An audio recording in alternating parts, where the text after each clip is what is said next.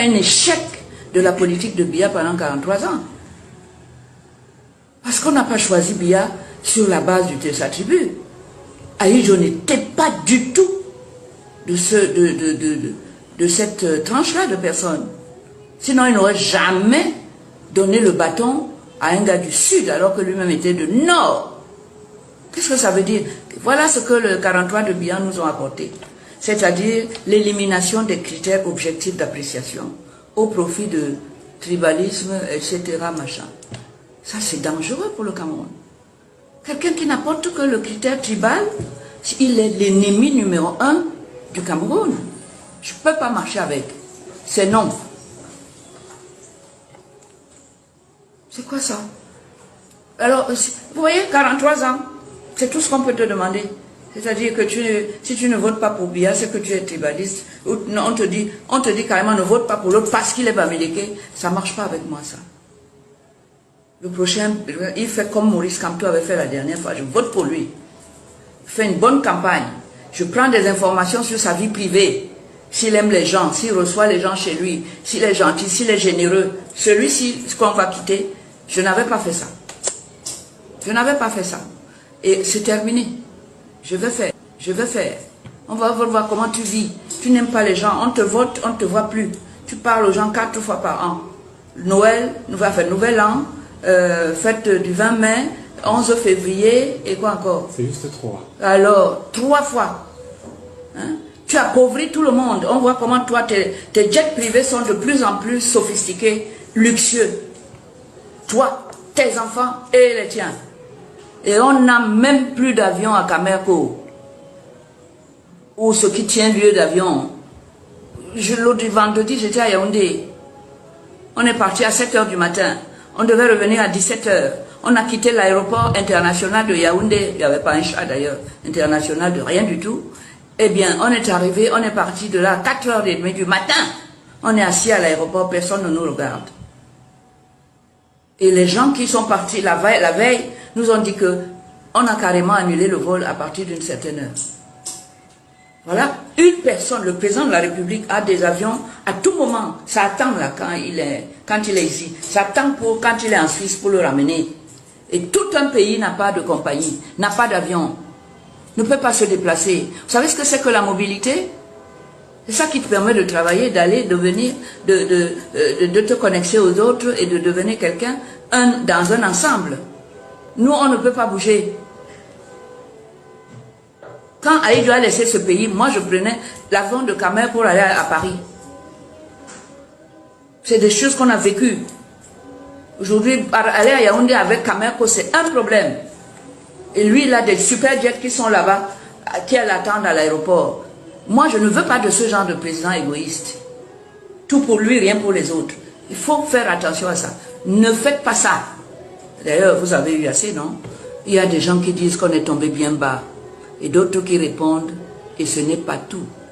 On n'a pas fini de tomber bien bas. Maurice Kamto est un petit frère que j'ai découvert il n'y a pas très longtemps. Et je l'ai découvert justement à l'occasion de la dernière élection présidentielle. Parce que je suivais la campagne des candidats. Et j'ai suivi sa campagne de A à Z. Je l'ai vu, je l'ai écouté.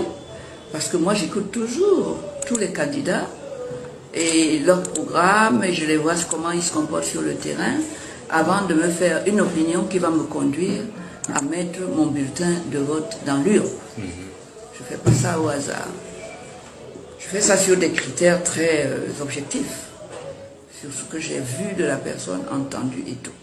Une chose est sûre, c'est que Cabral Libi a fait une magnifique campagne aussi. Pour dire les choses, on le découvrait aussi et on était émerveillés par ce jeune homme qui d'abord parle bien, etc. Et le professeur Kamto, il ne faut pas oublier que c'est mon confrère. Il est avocat, tout en étant aussi professeur. Et franchement, en face, je n'ai jamais vu le président Biya à cette occasion-là faire une campagne quelconque. Et ça, j'ai estimé que s'il y a un des candidats qui nous respecte, c'est celui qui est sur le terrain, qui va à la rencontre de ceux à qui il va demander le vote. Et c'est le seul à qui on peut donner nos votes, puisqu'on le connaît, il est venu vers nous, il nous a expliqué, etc. On adhère ou on n'adhère pas. Mais si on adhère à ce qu'il nous dit, à ce qu'il expose comme programme, alors un électeur responsable, citoyen responsable, je vote pour lui, parce que les critères que j'ai mis en place sont des critères objectifs, et j'observe tous les candidats sur les mêmes critères. Et à ce moment-là, je choisis celui qui a fait le meilleur, la meilleure offre pour gérer notre pays commun. C'est exactement comme ça que j'ai connu M. Kamto. J'avoue que j'ai voté pour lui à cette époque-là, la fois dernière. J'ai voté pour lui, je l'ai dit, je l'ai fait savoir. Et je crois que même les biaïstes ont compris que c'était un candidat sérieux, dangereux.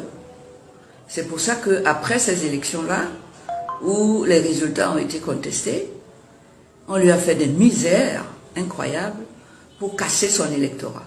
Et ça, je n'aime pas ce genre de méthode-là. Surtout si c'est vous qui êtes au pouvoir.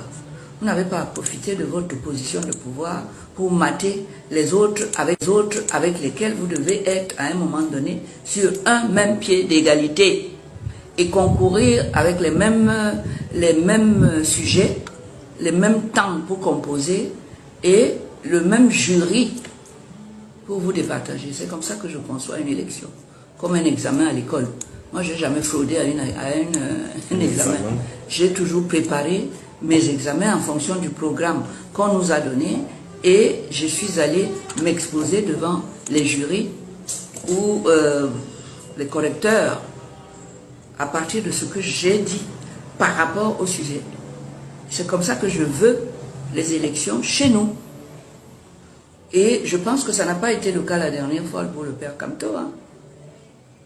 Il y a eu des fraudes. Je ne peux pas aller avec les gens qui font la fraude. Ils ne peuvent pas être dans ma compagnie. Je n'ai pas appris ça. Mon père était contre cette façon de faire. Il m'a toujours dit, tu ne vas pas avec les mauvais élèves, les fraudeurs. Je veux que tu travailles. Tu crois à ton travail, tu le fais bien. Et c'est par là qu'on doit te récompenser.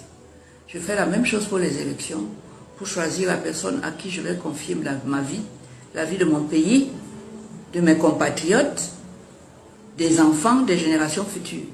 Je ne m'amuse pas avec ça. Tous les critères à partir desquels je te choisis sont objectifs. Je peux les justifier à partir des critères de développement, d'intégrité, de probité. Je n'ai jamais appris que M. Kamto a volé l'argent de quelqu'un. Je sais, je l'ai vu. C'est un très, très grand travailleur. Infatigable. Je l'ai vu pendant sa campagne. Ce sont ces choses-là qui m'ont fait voter pour lui.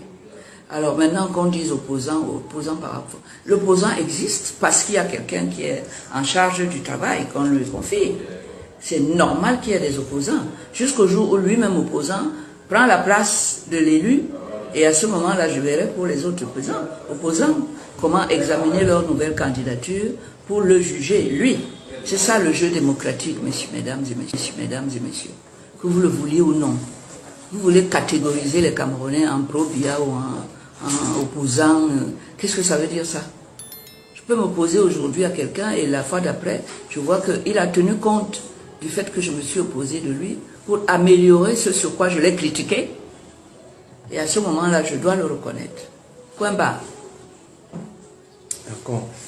Maître Alice, ça devient très violent. Très violent même les actes de tribalisme. Et on a une frange de ces personnes qui disent que Kamto ne sera jamais président. Un Bamileke ne sera jamais président. Ça veut dire que leur président n'a jamais mis la démocratie au pays. C'est ça que ça veut dire. Ça veut dire qu'il y a un échec de la politique de Biya pendant 43 ans. Parce qu'on n'a pas choisi Biya sur la base de sa tribu. Aïdjo n'était pas du tout de cette tranche-là de personnes. Sinon, il n'aurait jamais donné le bâton à un gars du Sud, alors que lui-même était du Nord. Qu'est-ce que ça veut dire? Voilà ce que le 43 de Bihan nous ont apporté. C'est-à-dire l'élimination des critères objectifs d'appréciation au profit de tribalisme, etc. machin. Ça, c'est dangereux pour le Cameroun. Quelqu'un qui n'apporte que le critère tribal, il est l'ennemi numéro 1 du Cameroun. Je ne peux pas marcher avec. C'est non. C'est quoi ça? Alors, vous voyez, 43 ans, c'est tout ce qu'on peut te demander. C'est-à-dire que si tu ne votes pas pour Biya, c'est que tu es tribaliste. Ou, non, on te dit carrément ne vote pas pour l'autre parce qu'il est bamileke. Ça ne marche pas avec moi, ça. Le prochain, il fait comme Maurice Kamto avait fait la dernière fois. Je vote pour lui. Je fais une bonne campagne. Je prends des informations sur sa vie privée. S'il aime les gens, s'il reçoit les gens chez lui, s'il est gentil, s'il est généreux. Celui-ci, ce qu'on va quitter, je n'avais pas fait ça. Je n'avais pas fait ça. Et c'est terminé. Je vais faire. On va voir comment tu vis. Tu n'aimes pas les gens, on te vote, on ne te voit plus. Tu parles aux gens 4 fois par an. Noël, Nouvel An, fête du 20 mai, 11 février, et quoi encore? C'est juste 3. Alors, 3 fois. Hein? Tu appauvris tout le monde. On voit comment toi, tes jets privés sont de plus en plus sophistiqués, luxueux. Toi, tes enfants et les tiens. Et on n'a même plus d'avion à Camerco. Ou ce qui tient lieu d'avion. L'autre vendredi, j'étais à Yaoundé. On est parti à 7 h du matin. On devait revenir à 17 h. On a quitté l'aéroport international de Yaoundé. Il n'y avait pas un chat d'ailleurs. International de rien du tout. Eh bien, on est arrivé, on est parti de là à 4 h 30 du matin.